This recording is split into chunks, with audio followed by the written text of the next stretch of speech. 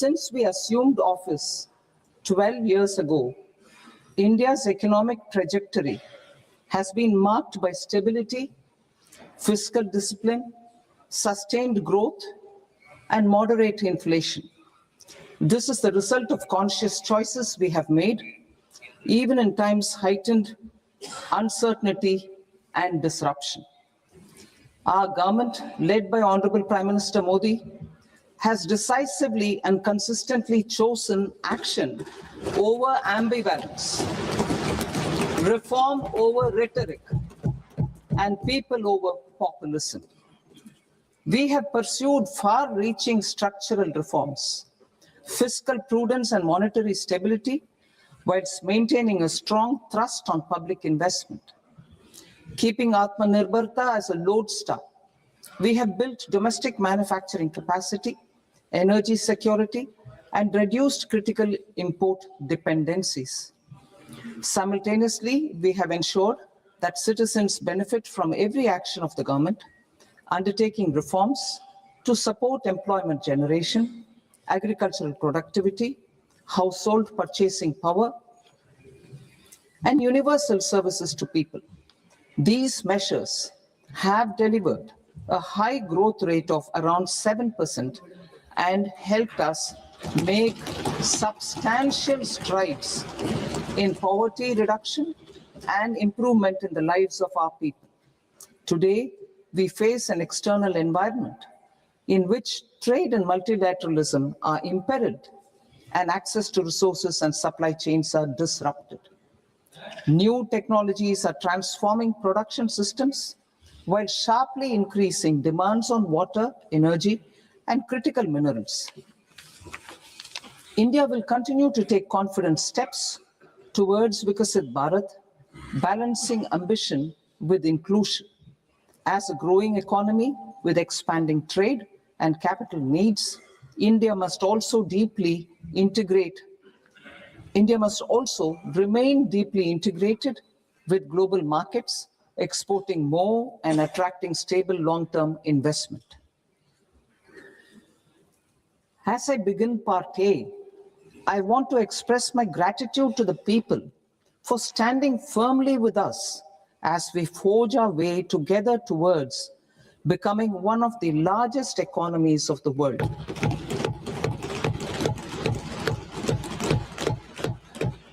Our aim is to transform aspiration into achievement and potential into performance as we ensure that the dividends of growth reach every farmer, the scheduled caste, the scheduled tribes, the nomads, the youth, the poor, and the women. In Vikasit Bharat Young Leaders Dialogue 2026, several innovative ideas were shared with our Prime Minister, which have inspired many of the proposals, making this a unique Yuva Shakti-driven budget. Our government's sankalp is to focus on our poor, underprivileged, and the disadvantaged. To deliver on this sankalp, and given that this is the first budget prepared in Kartavya Bhavan, we are inspired by three Kartavya. Our first Kartavya is to accelerate and sustain economic growth by enhancing productivity and competitiveness and building resilience to volatile global dynamics. Our second Kartavya is to fulfill aspirations of our people and build their capacity, making them strong partners in India's path to prosperity. Our third Kartavya, aligned with our vision of Sabka Saath, Sabka Vikas, is to ensure that every family, community, region, and sector has access to resources, amenities, and opportunities for meaningful participation.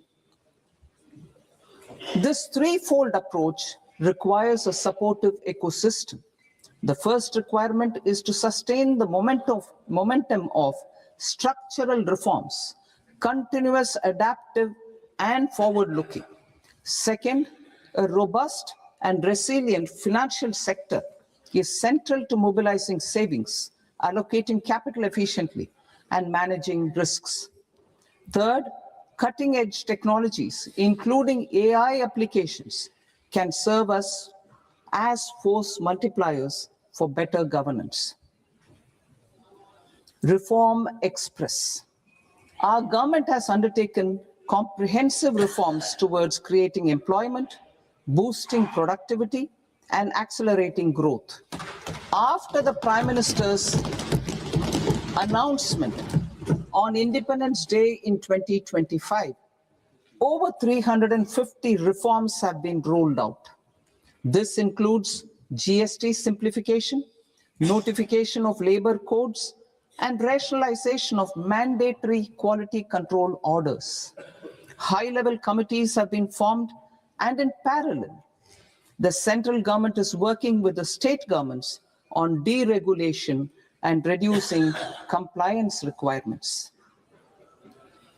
The Reform Express is well on its way and will maintain its momentum to help us fulfill our kartavya. I now move to specific proposals. Under our first kartavya, to accelerate and sustain economic growth, I propose interventions in 6 areas. 1. Scaling up manufacturing in 7 strategic and frontier sectors. 2. Rejuvenating legacy industrial sectors. 3. Creating champion MSMEs. 4. Delivering a powerful push for infrastructure. 5. Ensuring long-term security and stability. And 6. Developing city economic regions. Scaling up of manufacturing in 7 strategic and frontier sectors. Biopharma Shakti, meaning biopharma strategy for health advancement through knowledge, technology, and innovation. India's disease burden is observed to be shifting towards non-communicable diseases like diabetes, cancer, and autoimmune disorders. Biologic medicines are key to longevity and quality of life at affordable costs. To develop India as a global biopharma manufacturing hub,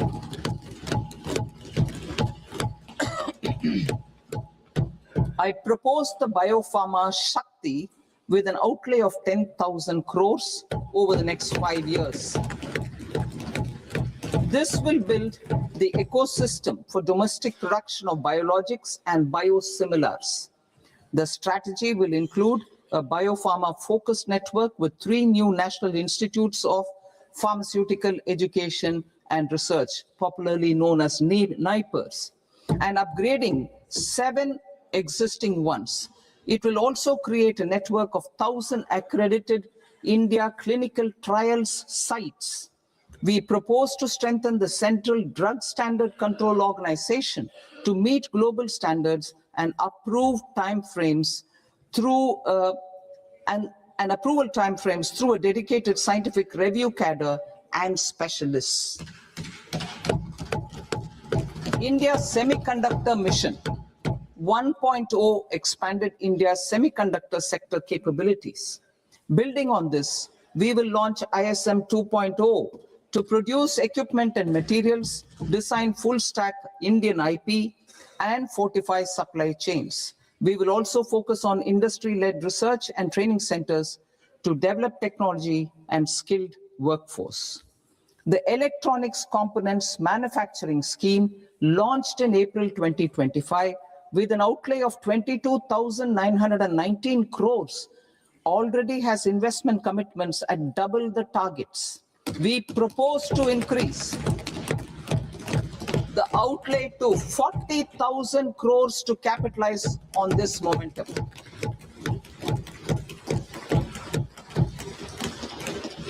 A scheme for rare earth permanent magnets was launched in 2025 November. We now propose to support the mineral-rich states of Odisha Kerala, Andhra Pradesh, and Tamil Nadu to establish dedicated rare earth corridors to promote mining, processing, research, and manufacturing.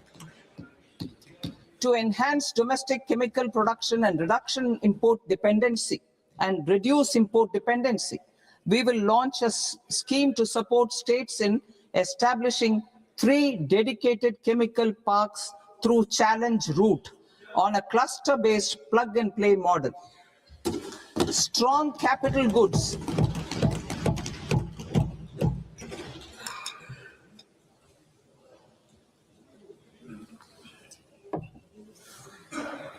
Strong capital goods capability is a determinant of productivity and quality across different sectors. Towards building this capacity, I propose the following. High-tech tool rooms will be established by central public sector enterprises at 2 locations as digitally enabled automated service bureaus that locally design, test, and manufacture high-precision components at scale and at lower cost. 2, a scheme for enhancement of construction and infrastructure equipments will be introduced to strengthen domestic manufacturing of high value and technologically advanced CIE. This can range from lifts in a multi-storied apartment or firefighting equipment in multiplexes, large or small, and to tunnel boring equipments for building metros and high-altitude roads. I also propose a scheme for container manufacturing to create a globally competitive container manufacturing ecosystem with a budgetary allocation of 10,000 crores over a 5-year period. For the labor-intensive textile sector, I propose an integrated program with 5 subparts. 1, the National Fiber Scheme for self-reliance in natural fibers, such as silk, wool, and jute, man-made fibers, and new age fibers.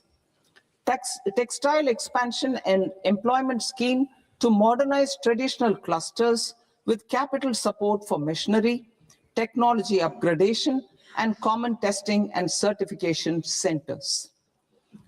3, the National Handloom and Handicraft Program to integrate and strengthen existing schemes and ensure targeted support for weavers and artisans.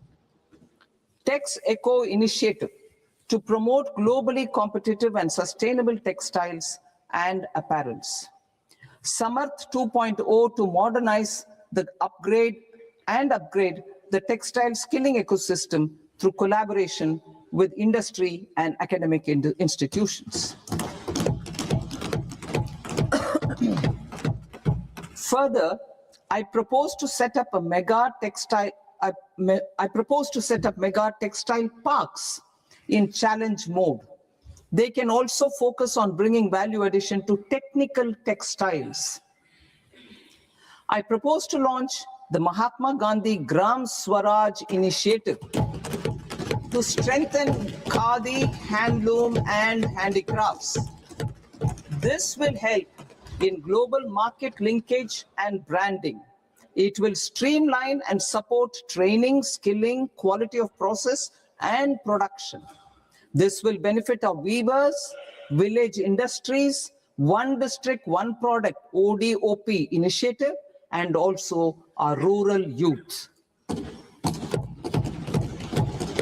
India has the potential to emerge as a global hub for high quality, affordable sports goods. I propose a dedicated initiative for sports goods that will promote manufacturing, research, and innovation in equipment design, as well as material sciences. Rejuvenation of legacy industrial clusters. I propose to introduce a scheme to revive 200 legacy industrial clusters to improve their cost competitiveness and efficiency through infrastructure and technology upgradation. creating champion SMEs and supporting micro enterprises. Recognizing MSMEs as a vital engine of growth, I propose a three-pronged approach to help them grow as champions. Equity support.